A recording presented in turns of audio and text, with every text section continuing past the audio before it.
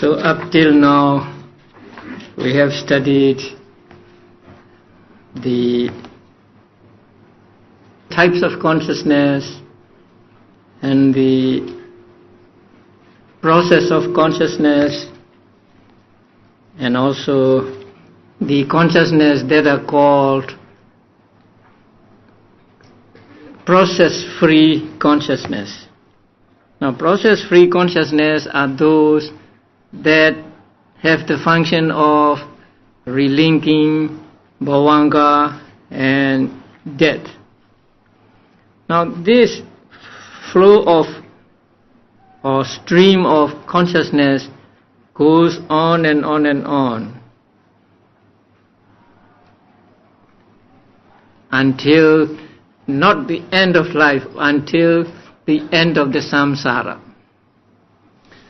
So as a conclusion, the manual says here, for those who have thus taken rebirth, from the moment immediately following the cessation of the rebirth linking consciousness, that same type of consciousness apprehending that same object flows on uninterruptedly, like the stream of a river. So a stream of a river just flows on and on and on. In the same way, this flow of consciousness goes on and on and on. Now, at the beginning of one life, there is rebirth consciousness. So that rebirth consciousness lasts for 3 sub-moments. So when the rebirth consciousness disappears, immediately following the cessation of rebirth consciousness, that same type of consciousness, apprehending that same object, flows on uninterruptedly. So that means immediately after the rebirth consciousness, that consciousness arises again, but this time it has a different function. And this consciousness that is repeated takes the object of the rebirth consciousness. So it does not take any new object, but just take the object that was taken by the rebirth consciousness. And it flows on uninterruptedly like a stream of river, and it does so until the arising of the death consciousness. So until one dies, this flow of citta will go on and on, so long as there is no occurrence of a cognitive process. So if there is no VTs, if there are no thought processes taking the prominent objects and so on, then this flow of bhavanga will go on and on and on. It will flow uninterruptedly like a stream of a river until the end of one life. And here the manual gives the meaning of the word bhavanga. Being an essential factor of existence or life, this consciousness is called the life continuum or bhavanga. Now bhavanga is made up of 2 parts, bhava and anga. The word anga you find in the word magganga, factors of magga, and bodhyanga, factors of body. So the same word anga is used here. Now bhava means an existence or life, and anga means a factor, a part, here an essential part. That means if the bhavanga does not arise, life would have ended. So bhavanga is an important factor of existence or of life. That is why it is called in Pali bhavanga. So it is difficult to translate into English, and so they translate it as life continuum. So continuity of life. At the end of life, at the end of one life, having become the death consciousness, this same Bhavanga consciousness becomes a dead consciousness in the form of passing away. On the occasion of passing away, in the book, I think it is better to translate it as in the form of passing away. It then ceases. So that is, ceases for one life. So one life is just arising of Patisandhi or rebirth consciousness, and then during life many moments of Bhavanga and also many moments of other types of consciousness, and at the end of the life then the same type of consciousness that has a function of relinking and Bhavanga arises, functioning now as death. So in one life these three are identical and they take the same object. Thereafter the rebirth linking consciousness and the others continue to occur. Now if you look at the diagram of dead rebirth linking consciousness, you see life 1 and life 2. So it can go on like life 2 from life 3, life 3 from life 4 and so on until the end of the samsara. So thereafter the rebirth linking consciousness and the others mean the Bhavanga consciousness and death consciousness, continue to occur, revolving in due sequence like the wheel of a cart. So there can be no end of the wheel of a cart when it is rolling. It's rolled on and on and on. So this continuity of consciousness also rolls on and on and on until one attains parinibbana, or one becomes an arahant or a Buddha or a Pachika Buddha and passes away. So until then this flow of consciousness will go on and on, doing different functions at different moments. And as a conclusion, the manual gives us some Pali verses. They are just the same as what has been said. So just as here, so again in the next existence, there arise rebirth linking consciousness, life continuum, cognitive processes, and death consciousness. So what is life? Life is just these types of consciousness going on and on and on, one after another in their due order. Again, with rebirth and life continuum, this stream of consciousness turns round. That means goes on and on. The wise, disciplining themselves long, understand the impermanence of life. Impermanence of life here means impermanence of this round of rebirth and death. Because here the author is describing the round of rebirth. The rebirth and life continuum, this stream of consciousness turns round or goes on and on, means this is the round of rebirth and death. And those who have disciplined themselves for a long time understand the impermanence of this round of rebirth and death, because at every moment there is a new consciousness arising, and that new consciousness lasts for only one moment, and then next moment there is another new type of consciousness, and so on. So there is no permanency in this round of rebirth. At every time there is a new mind, a new matter arising and then disappearing. So they realize the deathless state. That means they become arahants, and completely cutting off the fetters of attachment. So when they become arahants, they completely cut off the fetters of attachment. Now attachment and other mental defilements are called fetters or ropes. They are the ones that bind us to the round of rebirth. So long as we cannot cut these fetters, we will be bound to this wheel of birth and death, and so we will never get out of this round of rebirth.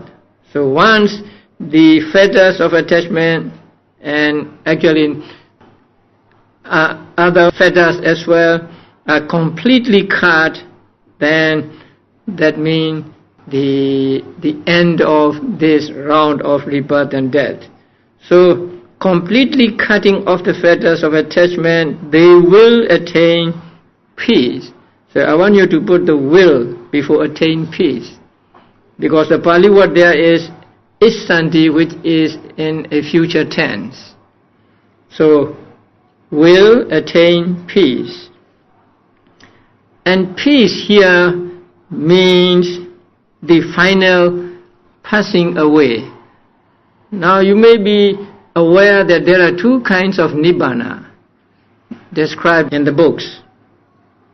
One Nibbana is that which an enlightened person experiences during the time when he is alive. Suppose a person becomes a Sotapanna or say Arahant. So before he dies, he can experience Nibbana by getting into the Samapatti, by getting into the sustained attainment of fruition consciousness. So by entering into the fruition consciousness Samapatti, he is said to experience Nibbana.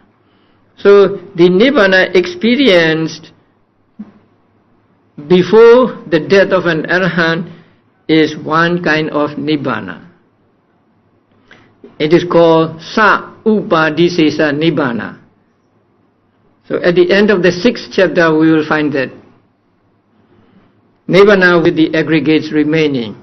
That means Nibbana that is experienced while the aggregates are remaining. That means while the Arahant is still alive. And the other is the Nibbana that becomes evident when an Arahant or a Buddha dies. When an Arahant or a Buddha or a Pacceka Buddha dies, then his remaining aggregates, his remaining mind and matter cease.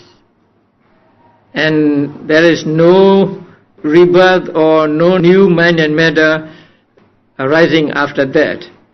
So that kind of Nibbana is called Anupadisesa Nibbana Dhatu. The Nibbana element with no aggregates remaining. So here, by saying completely cutting off the fetters of attachment, the other meant the first kind of Nibbana. So when a person completely cuts off the fetters of attachment, he experiences that the first kind of Nibbana. And he will attain the second kind of Nibbana when he dies. So here peace means not just peace, but it is the element of Nibbana with no aggregates remaining. So that means a person disciplines himself for a long time or practices meditation and so on, and then understands the impermanence of life, understands the impermanent nature, suffering nature, non-soul nature of all conditioned phenomena, and then he realizes the deathless state. That means he becomes enlightened. And when he reaches the 4th stage of enlightenment, he completely cuts off the fetters of attachment. And then later on, at death, he will attain peace, or he will realize the second kind of Nibbana element. And the first kind of Nibbana is called Nibbana of mental defilements, and the second Nibbana is called Nibbana of aggregates, because the first Nibbana is when the fetters of attachment or mental defilements are destroyed. So that is a destruction of mental defilements. That is one Nibbana. And when an Arahant, a Buddha and a Vajjhaka Buddha dies, then their aggregates just disappear. So no more aggregates are produced. So that second Nibbana is called extinction of aggregates.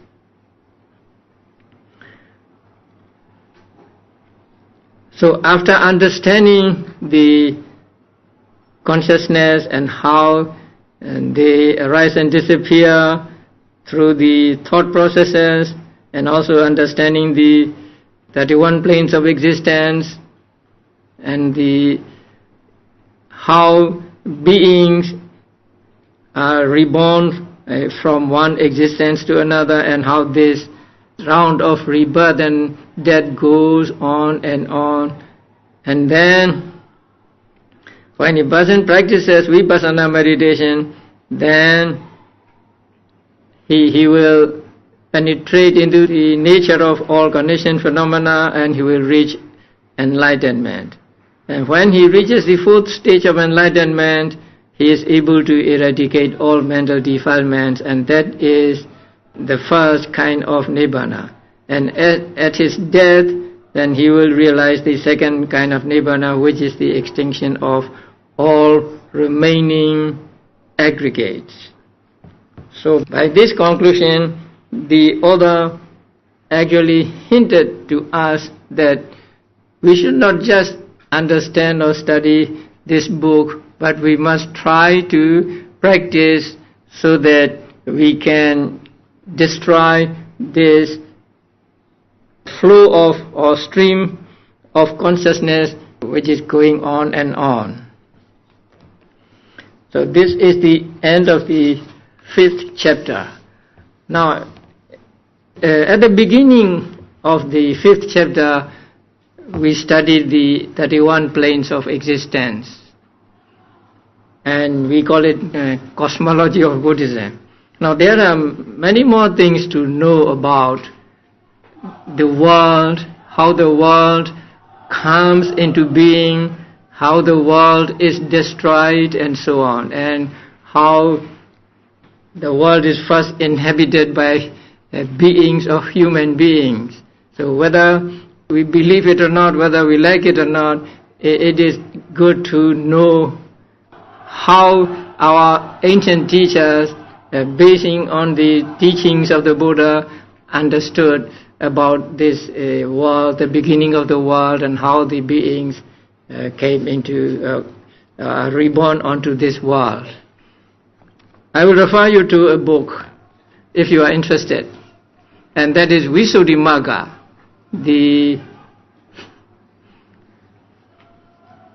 It is called the Path of Purification. I think it is in the 13th chapter. In the Abhinya chapter, that coming into being and then destruction of world is described in some detail. And in connection with the thought processes in our country, our teachers taught also the Rūpa process, the metta process, and it is called Rūpa Viti in our country. So we will also study just a little of that at the end of the 6th chapter. So now we begin the 6th chapter. So up to the 5th chapter we have studied the Citta, Cetasika, only two. We have studied only two ultimate realities. So the first chapter deals with the different kinds of or divisions of Citta, and the second chapter explains to us the Cetasikas and then how they come into combination with different Cettas. And the third chapter teaches us the classification of Citta with regard to feelings, roots, functions, and so on. Now the fourth chapter teaches us the thought processes, and the fifth also process-free consciousness and planes of existence and how beings are born and so on. So now we come to the third ultimate reality, which is Rūpa, which is matter. So the first ultimate reality is, as you all know, Chitta, consciousness. And the second ultimate reality is Cetasika, mental factors. And now we come to the third ultimate reality, which is called Rūpa. Rūpa is defined as something that changes when met with adverse conditions or opposite conditions. So when it is hot, we have one continuity of material properties in our bodies, and then when it is cold, there is another continuity, and so on.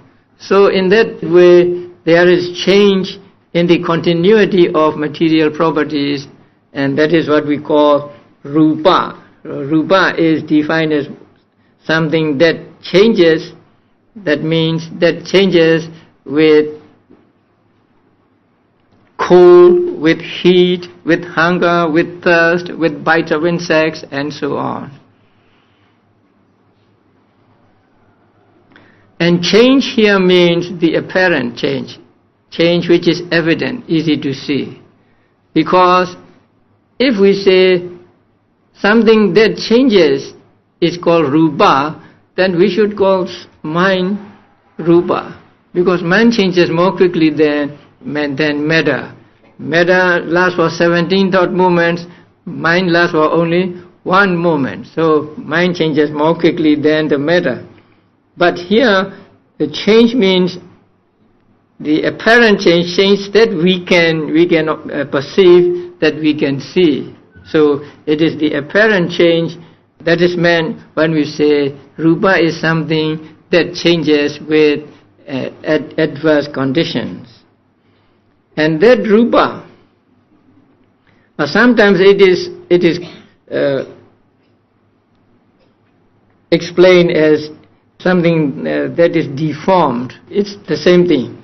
Change means sometimes deterioration and sometimes just a different continuity of matters arising. So when it is cool, there is one continuity of matter, and when it is hot, another continuity, and so on. So you may explain it as something that is deformed, or something that changes, or something that is afflicted. You can say anything, but the real meaning here is that it changes. Something that changes with heat, cold, hunger, thirst, bites of mosquitoes, wind, sunburn, and creeping things. And in Abhidhamma, the Rūpa or matter is first divided into two broad divisions. The first division is called Mahabhuta, great essentials. And the second division is called Upada Rūpa or Upadaya Rūpa. I would translate it as depending matter. So the first one is called Mahabhuta, or the great essentials. They are the basic elements of matter.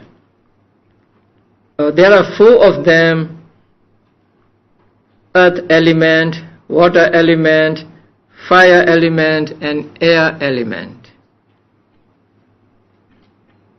And in Abhidhamma, earth element means not necessarily the earth, but the quality that resides in the earth, that we find in the earth. So when we pick up a piece of earth and handle it, then we feel the softness or hardness of that piece of earth. And so the hardness or softness is what we call earth element, not necessarily the earth. So you put your finger in the water and you feel some softness there. So that softness is earth element. So you find earth element in water also.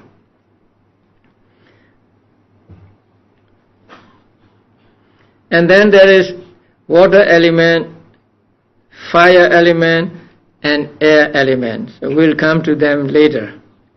Now the second division of matter is upada rūpa. It is translated as derived material phenomena in this book. The Pali word upada means depending, something dependent on. So it is not accurate to translate it as derived material. So derived means something coming from the other one, another one. Suppose there are great essentials and then dependent ones come from them or derive from them or something like that. But it is not like that.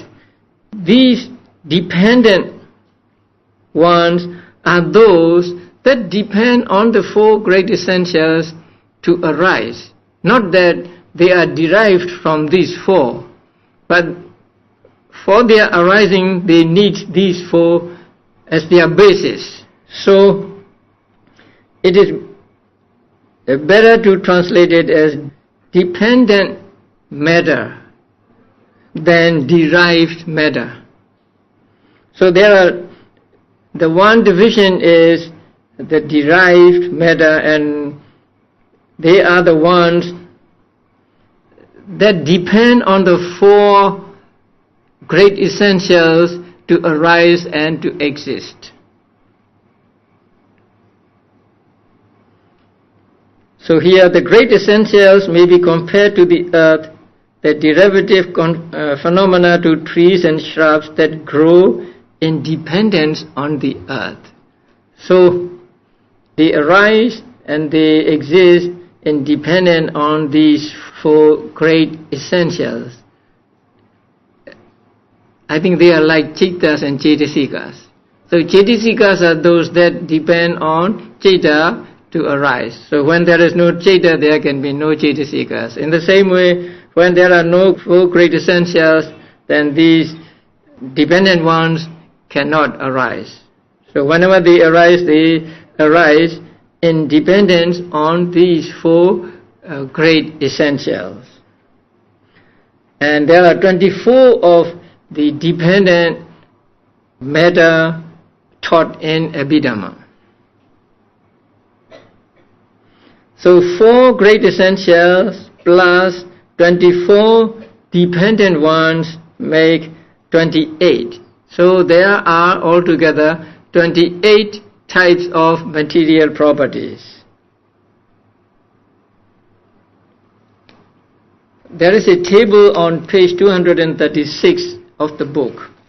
So this is the overview of the 28 material properties. Now you see the great essentials. So there are 4 great essentials, and they are earth element, water element, fire element, and air element. And then there are sensitive phenomena. That means sensitive material properties. And they are eye sensitivity, ear, nose, tongue, and body sensitivity. And then the third group is objective phenomena, those that are objects. Now visible form or visible object, sound, smell, taste, and touch, or tangibility. Now there is no number for tangibility here. That is because touch is not a separate objective phenomena, but just the combination of three elements or combination of three great essentials: earth, fire and air. So combination of earth, fire and air are what we call tangibility or touch. So if we put a number here, we will get 29 and not 28. So it is not given a number here. But when we say objective phenomena, we say there are 5 objective phenomena: visible form, sound, smell, taste and touch. And then the fourth group is sexual phenomena: femininity and masculinity, the being a female, being a male. Some characteristics from which we understand that a certain being is a male or a female. And then the next one is heart phenomenon. Because there is only one heart, it is called heart phenomenon. So it is heart-based. You have met heart-based in the 3rd chapter. And then the 6th one, life phenomenon, is life faculty. Now this is material life faculty. Now you met mental life faculty in the 2nd chapter among the 52 Cetasikas. So among the 52 Cetasikas there is one called, again, life faculty, Jivitindriya. So there are 2 life faculties, one mental and the other physical, and now this is physical life faculty. That means something that is in our body that keeps our body alive. And then the next one is nutritional phenomenon. That means some nutrition that we find in the food. So we eat food and then we get the nutriment from that food. So that nutriment or nutritious element is what is called nutritional phenomenon. So it is not necessarily the food, but the nutriment that is contained in the food. Now these altogether 18 are called concretely produced matter. They have real existence. They are the real ones.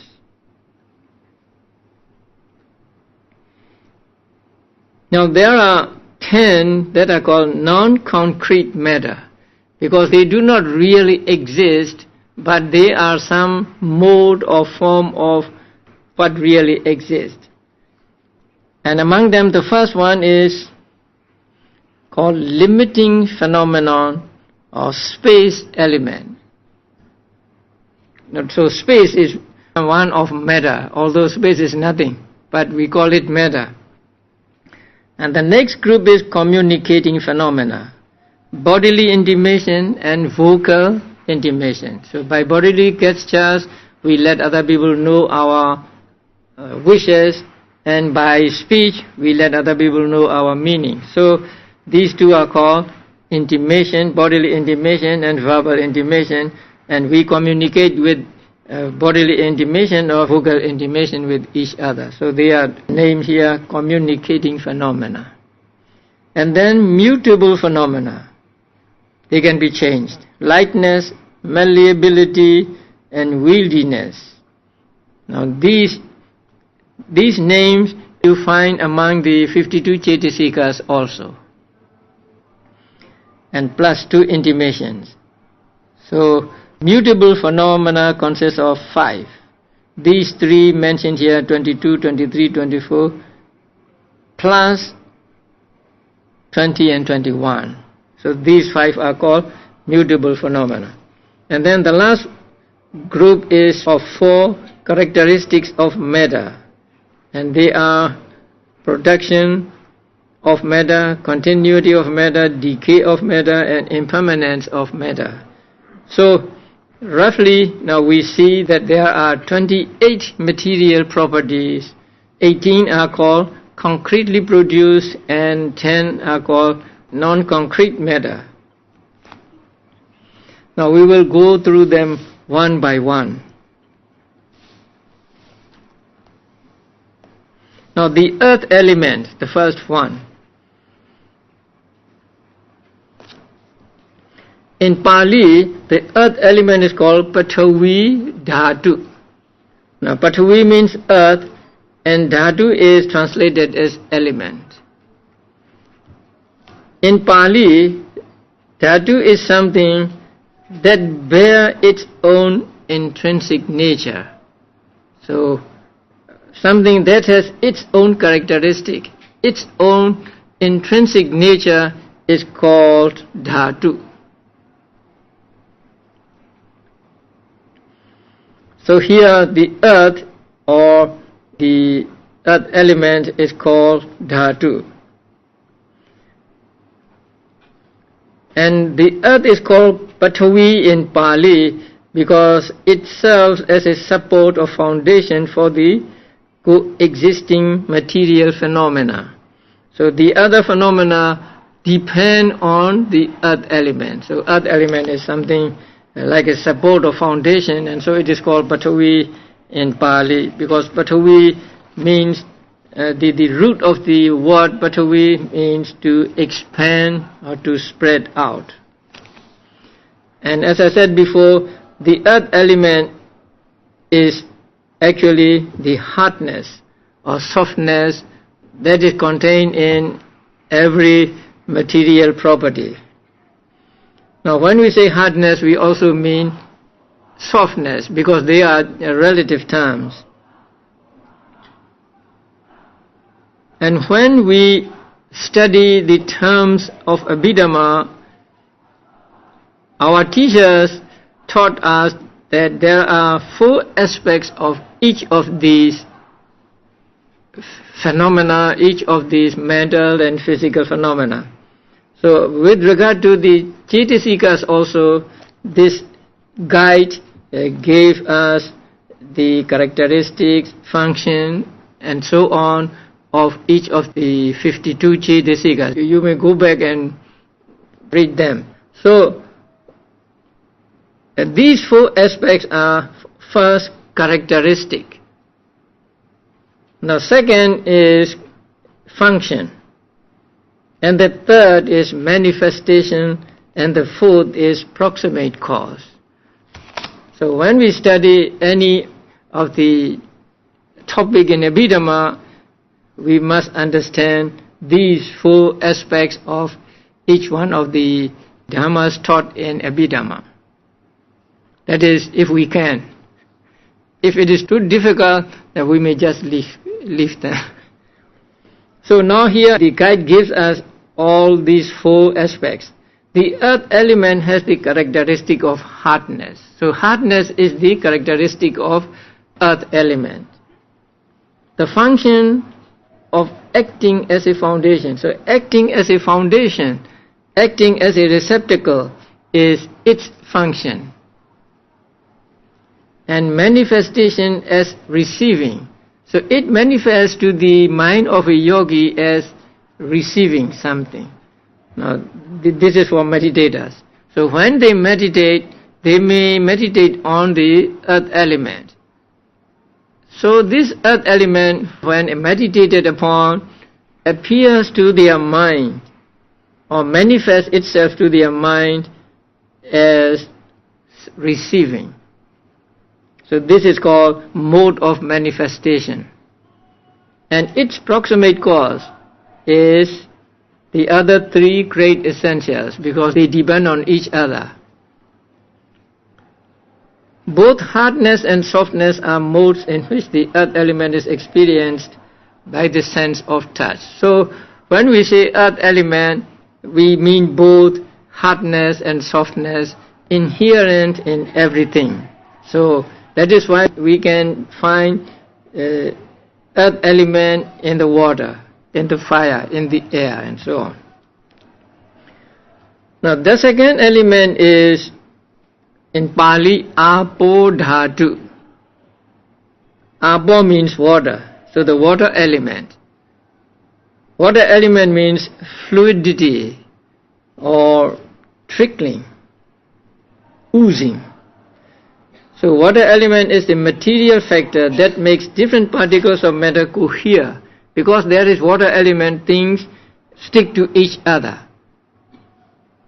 Things we use, things we see are all manifestation of this Apo Dhatu. Because if there is no Apo Dhatu, there can be no such thing as a cup or as a flower or whatever. Because every particle in it will be scattered like sands on the river bank. So there is a kind of cohesiveness in the material particles, and that cohesiveness is what we call Apo Dhatu or water element, not necessarily the water. So that is why we find Apo Dhatu in the earth also, in the water also, in the fire and in the air. Now it has a characteristic of trickling or oozing. That means, what do you call that? The water oozing from something. Its function is to intensify the coexisting material states. So it helps the material states arising together to intensify. And it is manifested as the holding together or cohesion of material phenomena. So when yogis contemplate on a water element, it manifests itself to their mind as something holding together some other things. And its proximate cause is the same as the other one, the other three great elements. So dependent material properties depend on the four great essentials, and one of these four great essentials depend on the other three. So the approximate cause is said to be the three other great essentials. Now, Abhidhamma holds that unlike the other three great essentials, the water element cannot be physically sensed, but must be known inferentially from the cohesion of observed matter. Simply that means we cannot touch water element. We can touch water, right? But what we touch is not water. It is the combination of three: fire element, earth element and air element, but not water element. So according to Abhidhamma, water element cannot be touched. What we think we touch is not the water element, but the other three elements.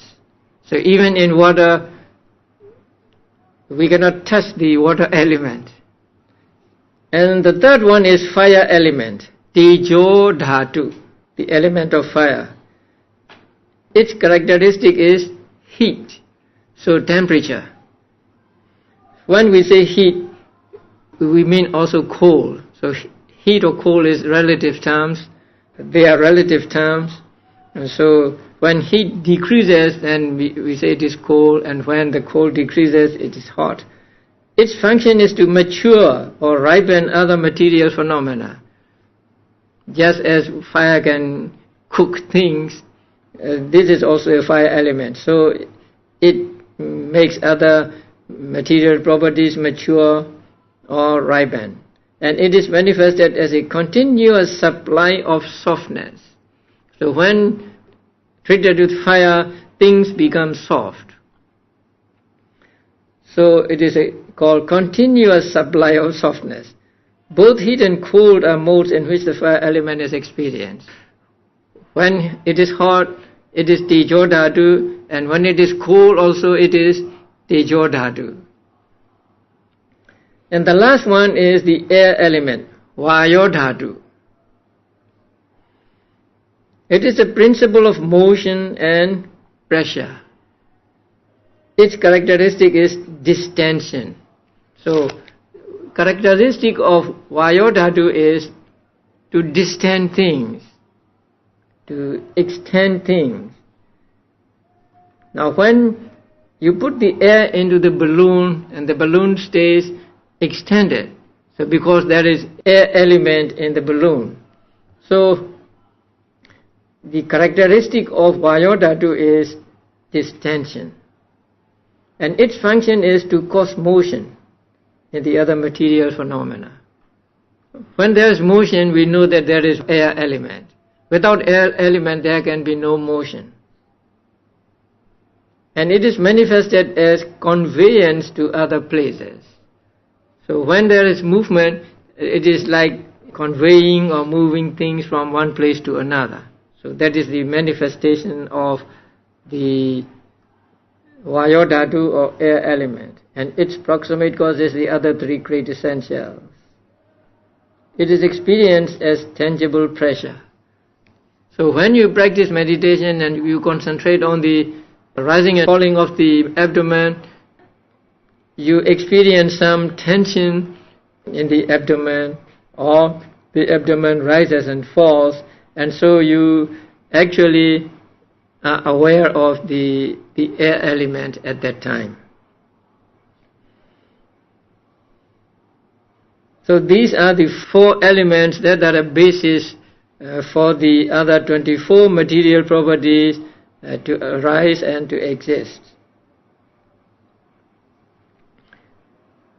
The teaching of four elements can be found in other teachings or other philosophies as well, but in Abhidhamma the four elements are made to be very refined, because when we say earth element, we do not mean necessarily the earth, but we mean the quality that inheres in earth, and the same with the other elements, fire element and air element.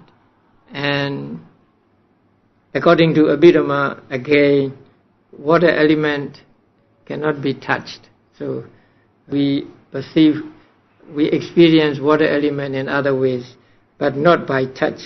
Whenever we touch something, that means we touch the three great elements, combination of three, the earth element, fire element and air element. So these four form the basis for other material properties to arise and to exist. The next group consists of 5 sensitive material properties. And these are 5 types of matter located in each of the 5 sense organs.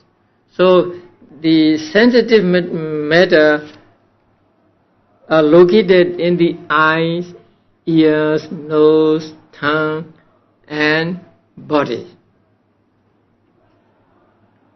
And these are very fine, small material properties that are sensitive to light and color, sensitive to sound waves and so on. Now the eye is called a composite eye. Composite eye means eyeball is made up of not the sensitive parts only, but there are other parts as well. So the eye, as we know it, is called a composite eye. And in this composite eye, there are material properties that registers light and color. And that serves as physical base and door for eye consciousness. So when eye consciousness arises, it depends on these sensitive material properties in the eye.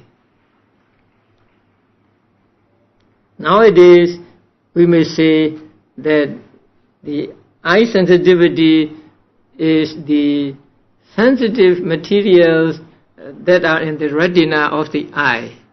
So retina is where the image is reflected, and so from there, according to what modern science says, they send the message to the brain and so on.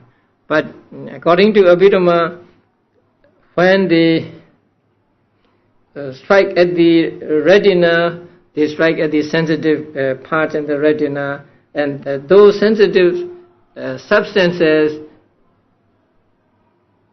serve as a base for the eye consciousness or seeing consciousness to arise. And that sensitive part in the eye is also called a door, through which the objects are presented to the mind, or through which the different types of consciousness arise. So the Pali word for the sensitive material phenomena is pasada Rūpa. Now, pasada means clear Rūpa. Then the second one is ear sensitivity. So ear sensitivity means again the small particles of matter that are located in the inner ear. So it is described as to be found in the place shaped like a finger stall and surrounded by fine brown hairs. So that is what is described in the ancient commentaries. So we don't know whether they really cut open the ear and describe this so accurately. So in the place shaped like a finger stall means a ring, finger ring. So then there is the inner ear in the ear, and where the sound waves strike, and that serves as a basis for hearing consciousness to arise. Now, nose sensitivity is in the nose, inside the nasal orifice, as the substance that registers smell. So there are some parts in the nose which sense the smell. Not all of the whole nose, but at the upper end of the nasal cavity, there are some sensitive material properties that can sense the smell. And so when the smell comes into contact with those parts, then we experience or we know the smell. Or smelling consciousness arises in our mind depending on those sensitive parts. And then the next one is tongue sensitivity. They are taste buds in the tongue. They're distributed in many places on the tongue, and they register taste. And the body sensitivity extends all over the organic body. So body sensitivity is like a liquid that soaks a layer of cotton and serves to register tactile sensations. Body sensitivity is to be found in all of our body except the tip of nails and also hair. Everywhere else we can find the body sensitivity. So wherever it is touched, we know the sense of touch.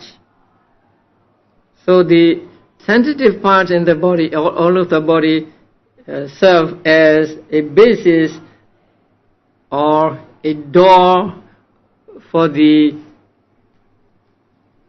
touch consciousness or body consciousness to arise.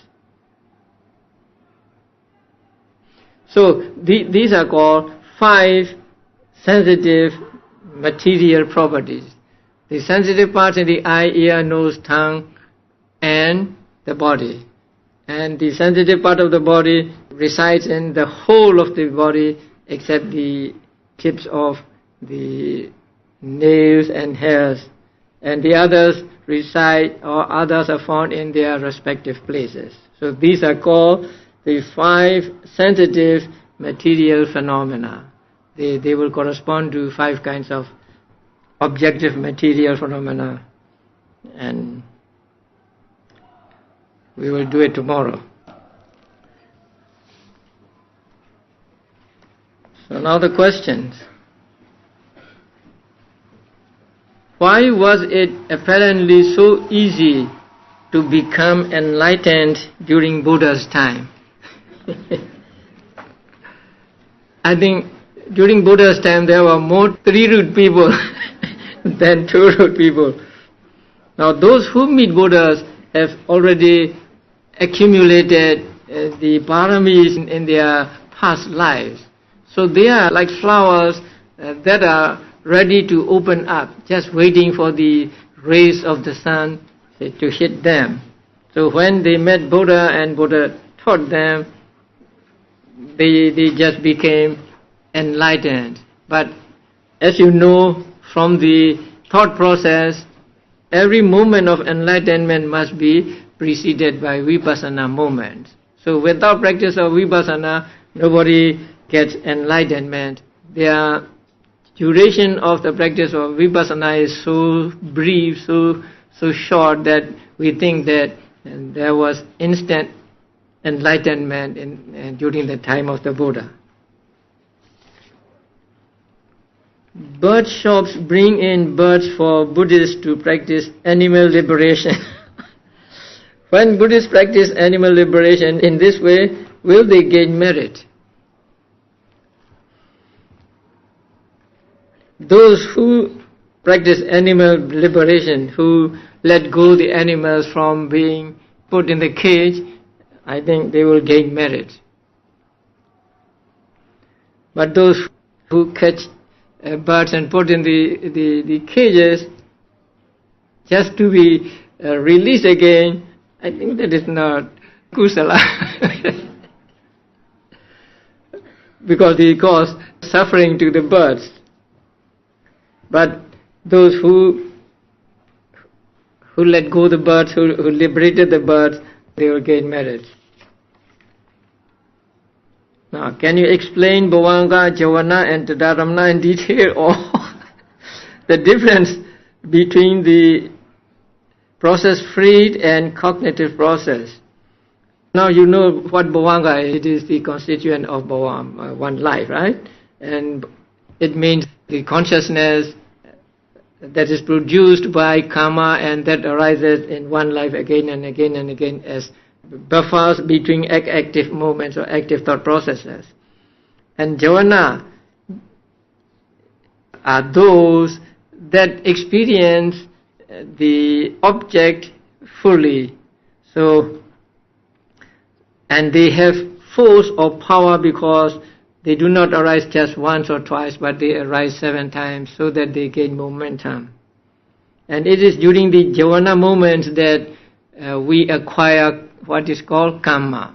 So we acquire good karma or bad karma, kusala karma or akusala karma during the Javana moment, and not during the moments before the Javana or after the Javanas. So Javana moments are actually very important in the thought processes. And Tadaramana is those types of consciousness that arise after the Javanas and take the objects that are taken by Javana. That is why they are called Tadaramana. So when they arise after the Javanas, they are called Tadaramanas. But they may arise at other places also. So when they arise at other places in other circumstances, they are not Tadaramanas. They are Mahavibhagas or they are Santiranas and so on. Now process-free Chaita and cognitive process, that means process-free means they do not belong to any thought process. These 19 types of consciousness that have the function of Patisandhi, Bhavanga and Chuti. They do not arise through any door because they themselves are doors. And they are not included in the thought processes. Although in the diagram they may be put between inverted commas to show the 17 thought movements. But actually they are out of the thought process. That is why they are called process-free. So process-free are also door-free consciousness. The cognitive process is active thought processes when we see something, hear something and so on. How may one cultivate the causes and conditions so as to render unwholesome karma defunct? You may cultivate wholesome karma as much as you can, so that the unwholesome karma does not get chance to give results. If the unwholesome karma cannot give results in the specific period then it becomes defunct. So you can make the unwholesome karma from giving results by creating unfavorable conditions for the unwholesome karma to give results. That means by creating the kusala environment, by acquiring kusala karma. So when you have more kusala karma, the akusala, unwholesome karma may not get chance to give results. Is it necessary to say sadhu, sadhu, sadhu aloud for it to be merit making, or could it be said silently in the mind?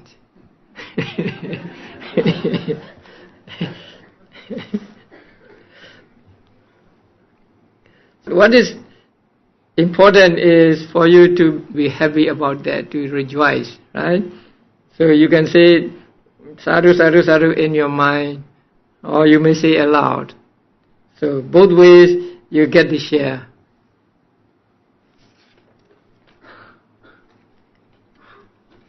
Now, is it possible for beings in Rūpa Vajra and Arupa Vajra realm to die before the end of the full lifespan? It may be difficult for them to die before the full lifespan, unless they are bodhisattvas. Because they are reborn there as the result of a powerful consciousness, which is jhana consciousness. So the powerful jhana consciousness will give them, I think, full lifespan there. But bodhisattvas, it is said that bodhisattvas do not live their full lifespan when they are reborn as devas or brahmas, because it is only the human world where they can accumulate paramis. So when you are born as a deva, you cannot practice much of these 10 paramis. So in order to fulfill their paramis, it is said that bodhisattvas deliberately die from their lives as devas or brahmas and are reborn as human beings. It is called death by wish or something like that. How long before death do the signs of death appear, and how long do they last? It is difficult to say how long, but when a person is approaching death, maybe sometimes it is days, sometimes it may be just a few hours or even a few minutes.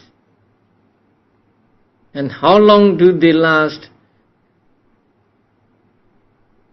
They will last until the death, or even after death they can exist for some moments. But since these moments are very brief, we can say that they can last until the last moment in their life. It is said that just before the Buddha entered the Parinibbana, he entered into jhana in the following sequence. First to fourth Rūpa Vajra jhana, first to fourth Arupa Vajra jhana, fourth to first Rūpa Vajra jhana, first to fourth Rūpa Vajra jhana, and then entered the Parinibbana at the fourth Rūpa Vajra jhana. Can the Buddha not enter Parinibbana of any other jhana stage, and why? Is this the same for all enlightened beings? It is not the same for all enlightened beings. It is for the Buddhas only. The fifth jhana or fourth jhana is an important jhana in the Rūpa Vajra jhanas. It is the basis of abhinyas, and also it is the basis of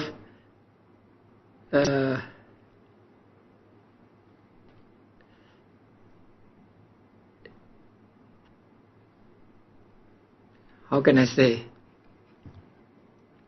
Now, when Bodhisattva was contemplating or practicing vipassana on the factors of dependent origination, that means on avijja, on sankhara and so on. It is said that sometimes he stopped practicing vipassana and gets into the fourth jhana.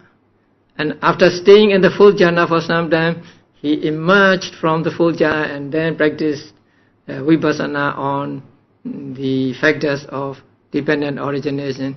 And then after some time, he entered again the fourth jhana and so on. And why? It is said that vipassana is very difficult.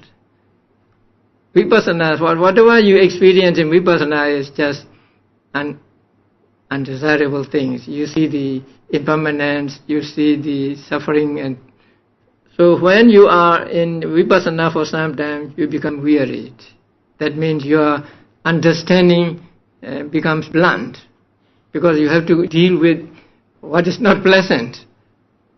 So in order to sharpen his intellect again, Buddha went into the fourth jhana attainment.